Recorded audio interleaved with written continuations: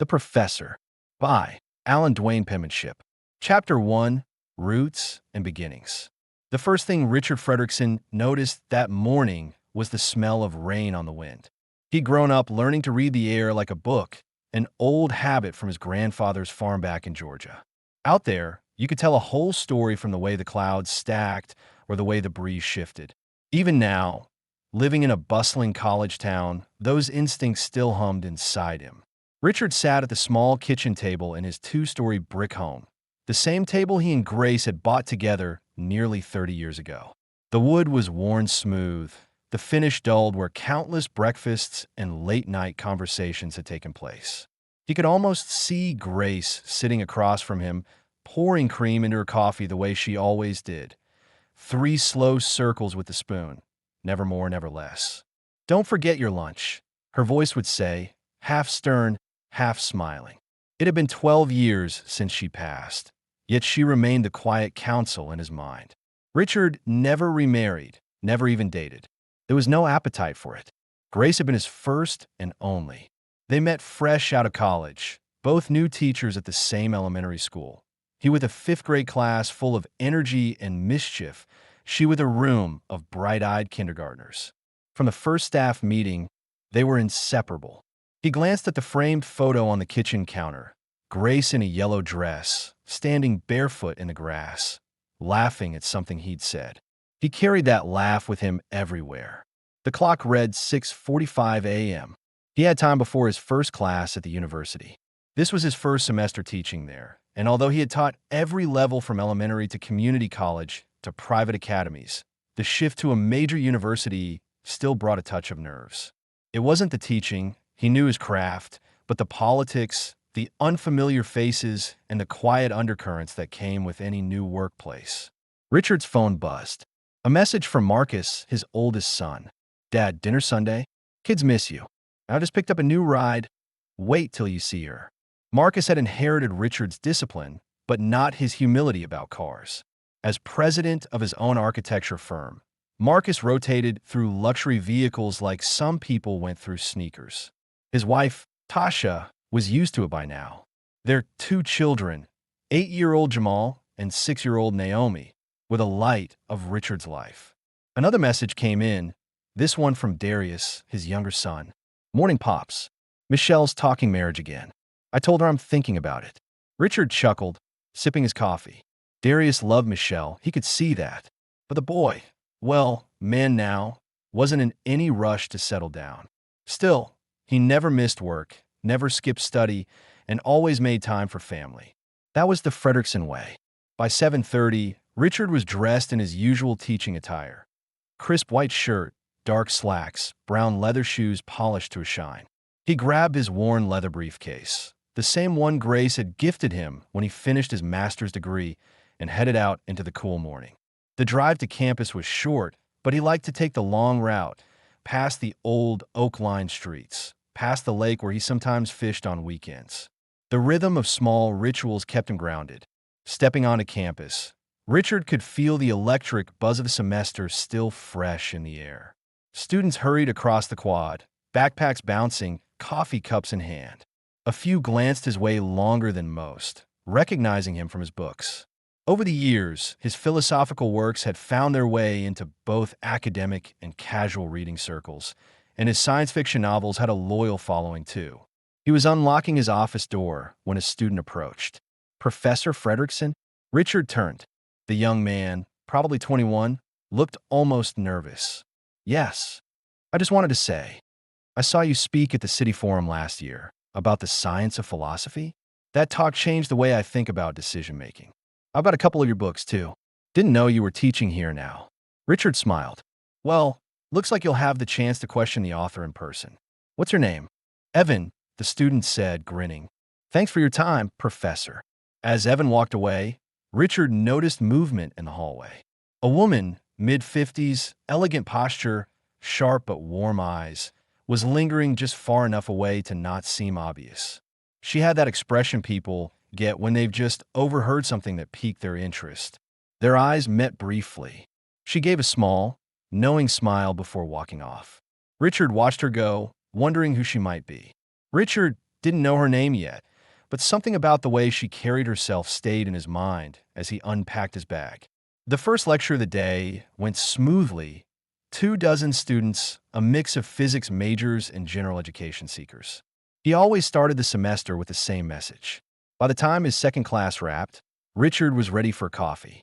He stepped into the faculty lounge, a bright space with floor-to-ceiling windows, a few comfortable chairs, and the aroma of strong brew drifting from the corner. That's when he saw her again. She was standing at the counter, pouring tea into a porcelain cup from her own thermos. Not a travel mug, not a paper cup, a real cup and saucer. The gesture was so deliberate, it seemed like a quiet statement. I move through life on my terms. Their eyes met, and this time she didn't look away. Professor Fredrickson, she said, her tone warm yet precise, as if she'd practiced saying his name. You have me at a disadvantage, he replied. Janice Henry, English department. She set the thermos down, extended her hand. Her handshake was firm, but not rushed. I overheard your conversation earlier with that student. Evan, was it? Yes.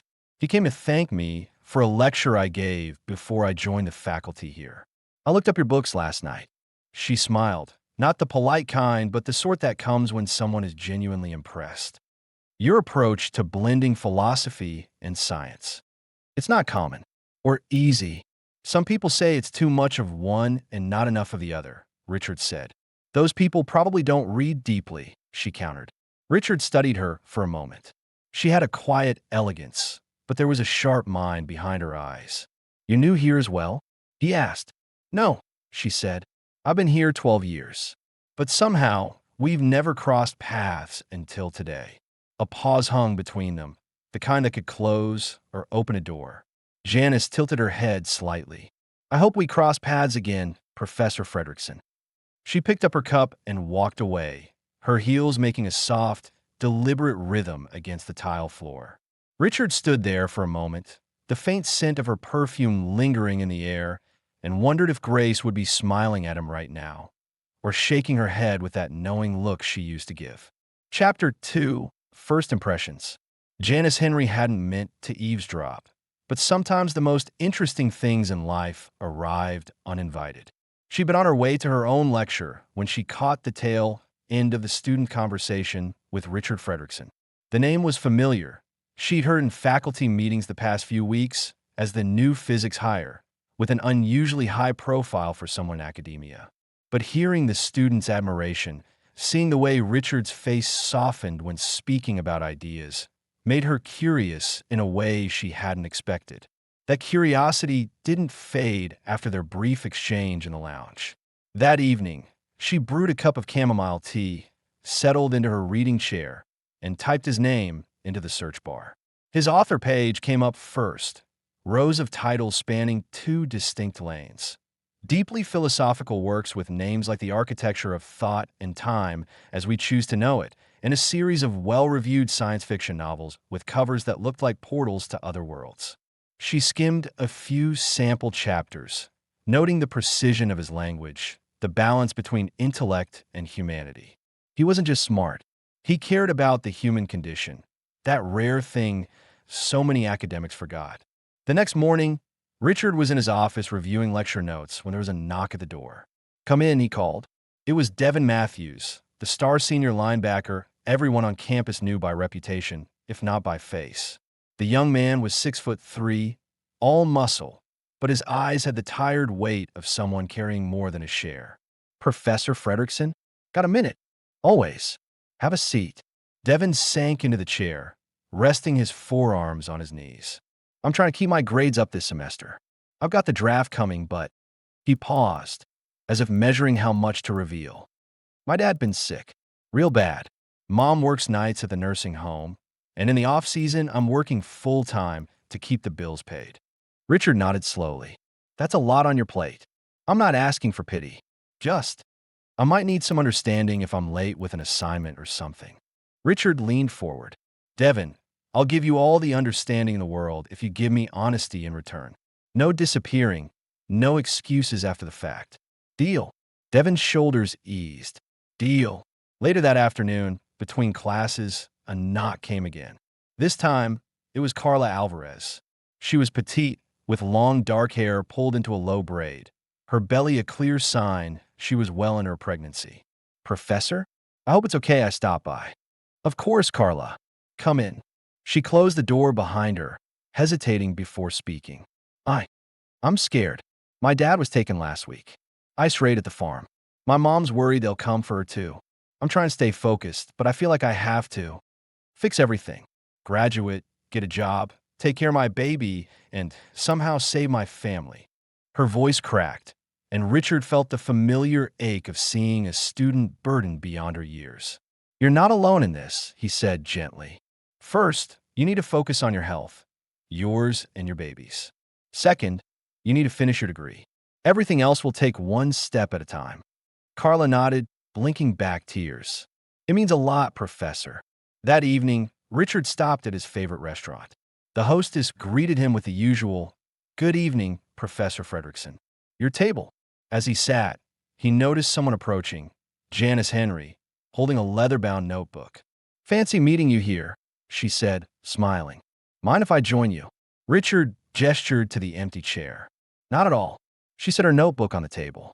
"I hope you don't think I'm forward, but I started reading your books last night, and I have questions." For the next hour, they discussed ideas, writing, teaching philosophies, and the state of higher education. Richard found himself enjoying it. Not just the intellectual exchange, but the rhythm of her voice, the way she listened as much as she spoke. When they parted, Janice said, "You know, Professor, you should let yourself be interrupted more often. Some detours are worth taking." Richard walked home that night with her words lingering in his mind. Grace's memory was still there, as always, but maybe, just maybe, the road ahead wasn't meant to be traveled entirely alone. Chapter 3. Threads of the Past. The first week of classes always carried its own rhythm. Students shuffled between lecture halls with coffee cups, oversized backpacks, and the kind of optimism that hadn't yet been tested by midterms. Professor Richard Fredrickson sat at his desk early that morning, the blinds tilted just enough to let the pale light of late September pour across stacks of graded essays and a ceramic mug of chicory coffee. It was a habit he'd never shaken, being early, even when there was no reason to be. Grace used to tease him for it. "You're the only man I know who can get to church before the pastor," she'd say with that little smile that always caught him off guard. Even now, the thought made him pause, his thumb tapping the rim of his coffee mug. Richard's lecture for the day was simple, an introduction to the concept of mathematical beauty. Not just numbers and proofs, but the poetry of patterns, the kind of thing he knew most students would forget by Friday. But maybe one or two would hold on to it, and that was enough. By mid-morning, the classroom began to fill. Devin was there first, as always, the kind of student who carried himself like every grade was a paycheck. Then came Carla, moving with a quiet energy that made Richard notice her more than she seemed to notice herself. She had a pencil behind her ear, a notebook worn soft at the edges, and a gaze that was too direct for someone her age. "Morning, Professor," she said, slipping into the second row. "Morning, Carla. You're early." She shrugged. Library was full. "Besides, I like hearing you warm up before class." That made him chuckle. "Warm up? I'm not a singer, you know." "You kind of are," she said, flipping her notebook open, just with numbers instead of notes. It was an odd compliment, but it stayed with him. Halfway through the lecture, he noticed Janice Henry step quietly into the back of the room. She wasn't in his class. She was faculty, a literature professor, but she sometimes sat in on lectures when her schedule allowed. He had asked her about it once, and she'd said, "It's like sitting in a different kind of church." Today, she was dressed in a deep plum sweater, a thin scarf draped loose, and she carried the faintest smell of jasmine. Richard tried not to let her presence throw off his rhythm, but he could feel himself choosing his words more carefully, lingering just a little longer on the concepts that tied logic to life. When class ended, Carla stayed behind, frowning at her notebook. "Everything all right?" Richard asked. "Yeah," she said, chewing on the inside of her cheek. I'm trying to figure out how this proof you showed us fits with the way I think about photography." That was Carla, connecting everything to art. Richard leaned over, pointing to a line of her notes. "See here? This is symmetry. Same idea in photography, balance in the frame. You're just using light instead of numbers. Her eyes lit up, and he realized she wasn't just a student trying to pass. She was chasing something. Janice approached as Carla left, her voice warm. "You're good with them," she said. "You don't just teach math. You teach perspective." Richard smiled faintly. "Some days it feels like I'm just talking to the walls." "Well," Janice said, tilting her head, "sometimes the walls are listening." They stood in the quiet room for a moment, the air between them carrying both familiarity and something new. He found himself thinking of Grace again, wondering what she'd say about this woman who seemed to read him without effort. Later that evening, Richard walked home through the tree-lined streets near campus. The leaves had started to turn, and the air held that crispness that hinted at winter. Passing by an old brick cafe, he caught sight of Carla inside, camera in hand, capturing the way steam curled above someone's teacup. She didn't see him, but he smiled anyway. Back at his apartment, he pulled down the worn photo album from the top shelf, the one Grace had kept. He wasn't ready to move on, not fully. But for the first time in a long while, he wondered if maybe moving forward didn't mean leaving everything behind. Chapter 4. The Unraveling Equation. The late October air in Charleston carried a crisp bite that hinted at winter's approach. Richard Fredrickson had always liked this time of year. The turning leaves, the smell of wood smoke drifting from chimneys, the way the sky seemed sharper somehow. But this morning, as he stood in front of his lecture hall chalkboard, chalk in hand, the familiar comfort didn't reach him. He was midway through explaining a complex proof on differential equations when his eyes caught sight of Carla, sitting in the third row. Her attention wasn't on the math. She was chewing her pen cap, eyes down, brow furrowed, not in confusion over the problem, but in the same distracted, clouded way she'd looked for days. Richard paused mid-equation, the tip of the chalk squeaking against the board. "Carla." His voice was gentle, though it carried across the room. "Do you follow so far?" She startled, her pen clattering to the desk. "Oh yes, Professor. Sorry." He nodded, turning back to finish the proof, but he knew better. Her voice lacked conviction. Something was pulling her away from her work. After class, the students filed out in their usual shuffle, chattering about midterms and weekend plans.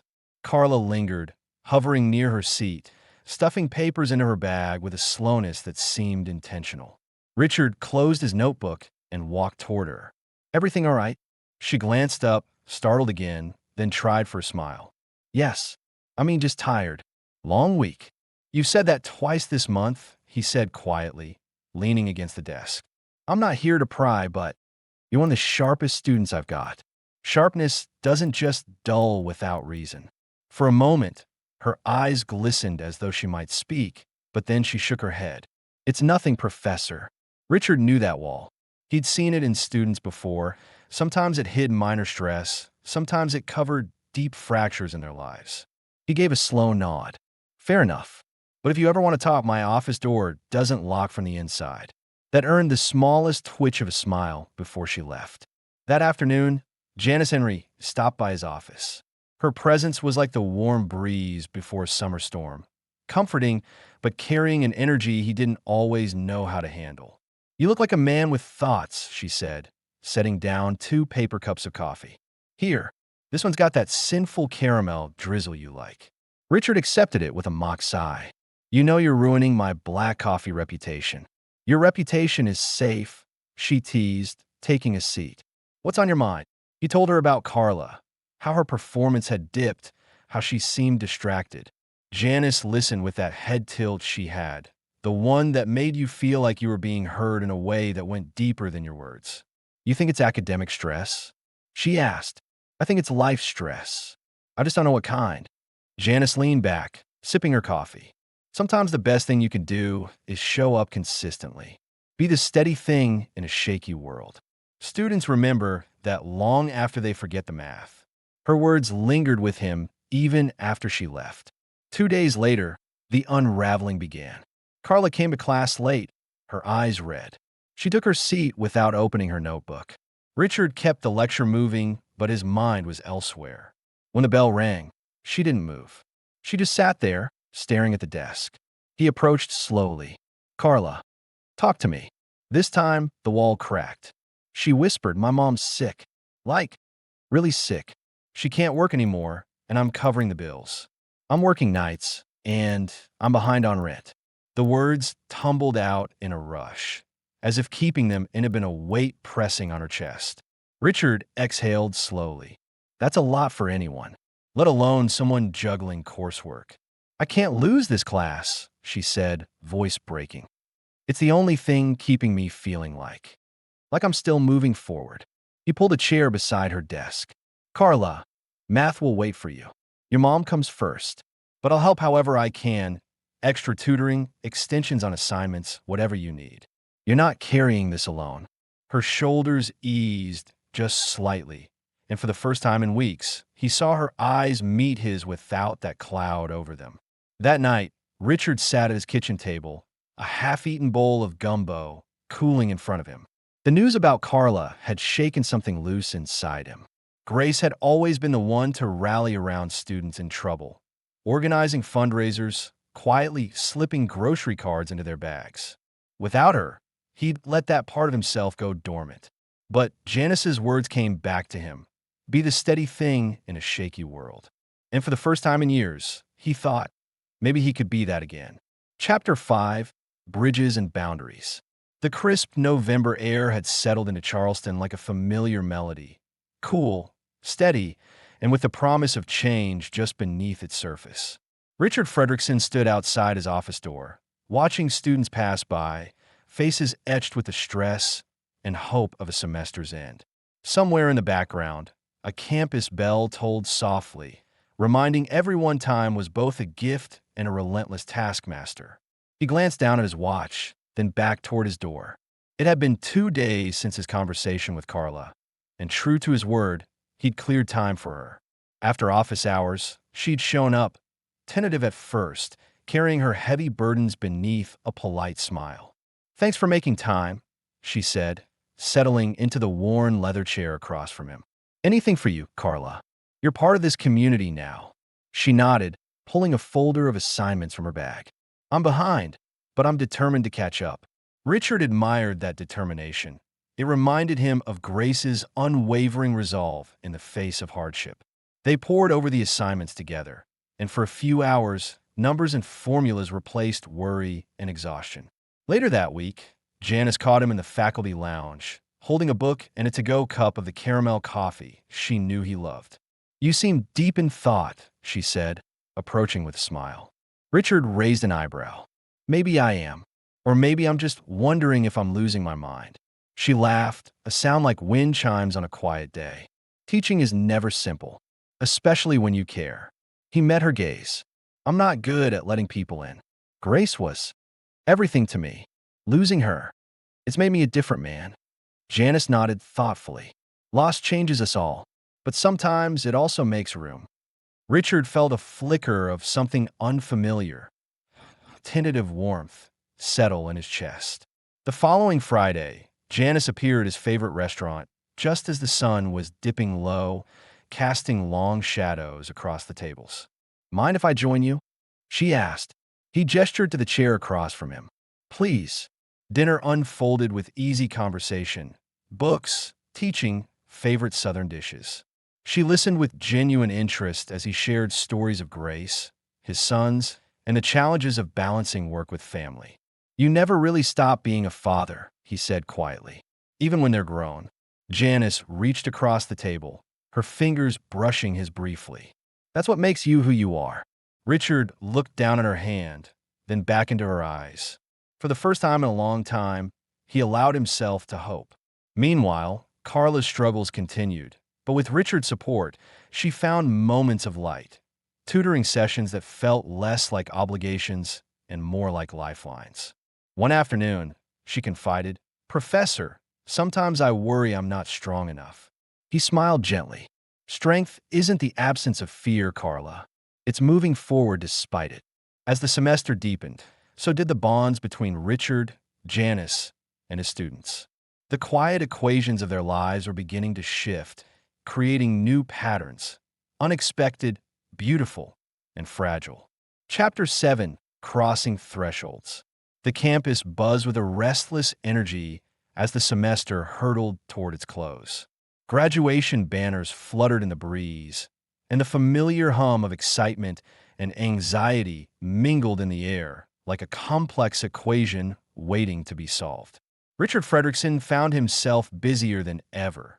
Final lectures, advising sessions, and countless emails from students on the brink of their own new beginnings. Devin stopped by his office one afternoon, dressed sharp in a tailored suit, the first real indication that the draft was near. "Professor," Devin began, a mix of nerves and pride in his voice, "I'm walking the stage next week. It's surreal." Richard smiled, proud but aware of the weight on the young man's shoulders. "You've earned it. Remember what we talked about. Keep your head. Stay honest with yourself." Devin nodded. "I will. And thank you for everything." Carla, now visibly recovering from childbirth, appeared for her last tutorial before the break, her newborn daughter nestled in a sling against her chest. "Hi, Professor Fredrickson," she greeted softly. Richard's heart warmed. "Look at you. You're doing amazing." She smiled tiredly. "I couldn't have done it without you and Janice." Janice, who had come to join the session, exchanged a knowing glance with Richard. Their partnership, forged in the fires of the semester's trials, had grown into something neither had expected. Graduation day arrived clear and bright. Families gathered under blue skies, caps and gowns filled the quad, and applause echoed as names were called. Richard watched from the front row, his heart swelling when Devin strode confidently across the stage. The moment was a testament to perseverance, sacrifice, and the quiet strength of community. Later, Janice approached him, a small envelope in hand. "For you," she said, eyes sparkling.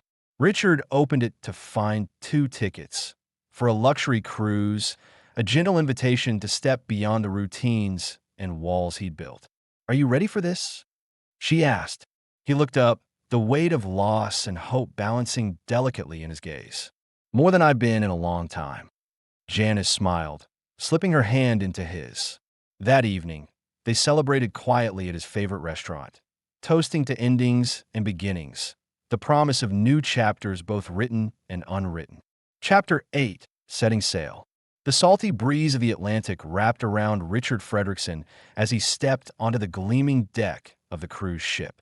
The late afternoon sun glittered off the water, painting the sky in soft shades of pink and gold.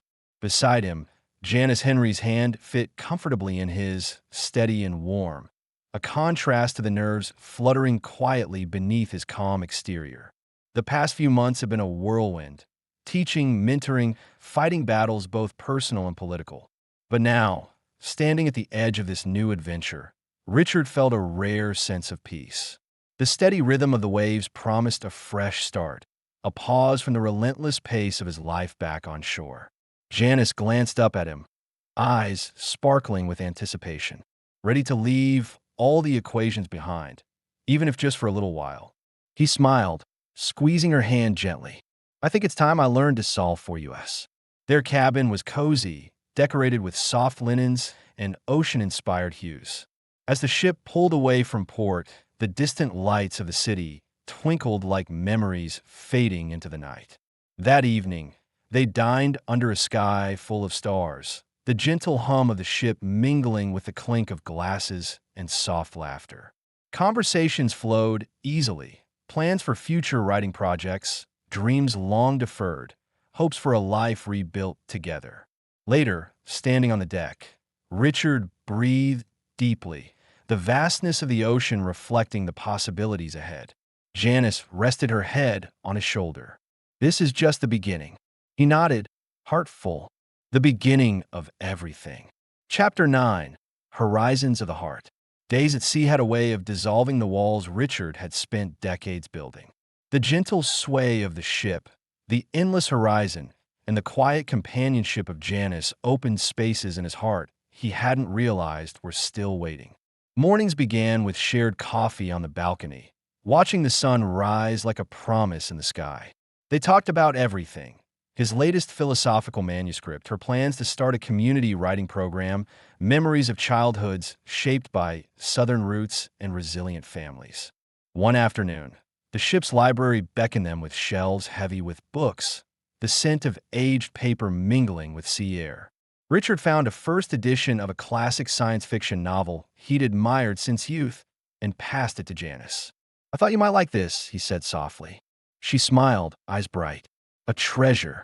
Their days filled with exploration, dance lessons on the upper deck, late-night conversations under the stars, quiet moments stolen in the ship's garden. One evening, during a formal dinner, Richard watched Janice laugh with ease, her elegance and warmth lighting the room. When their eyes met, she reached across the table, taking his hand. The gesture was simple, yet it spoke volumes. Later on the deck, away from the crowd, Richard turned to her.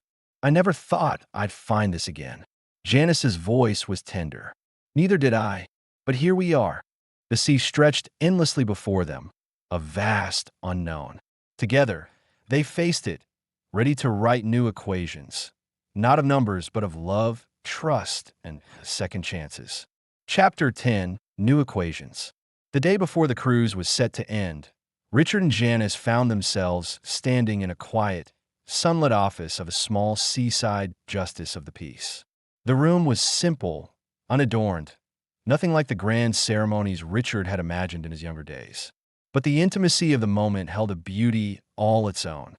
Janice smiled softly, her hand slipping into his. "No need for a crowd. Just us." Richard nodded, feeling a calmness that surprised him. Here, surrounded by the salt air and the soft hum of the ocean beyond the window, he took a step he hadn't thought possible, not just in a marriage, but into a future he could finally embrace. Vows were exchanged, words both solemn and joyful. Promises to support, to listen, to build a life together beyond grief and fear. The justice of the peace pronounced them husband and wife with a warm smile, and Richard felt the weight of loneliness lift from his shoulders. That evening, they walked the ship's deck hand in hand, the stars bright above like a constellation of new hopes. Janice looked up at him. "What's next?" Richard smiled, his heart light. "We keep writing our story, new chapters, new equations. Together." As the ship sailed into the horizon, carrying them toward undiscovered shores, Richard knew this was just the beginning. A life rebuilt, a heart renewed, and love finally solved. The end. By Allen Duane Penmanship.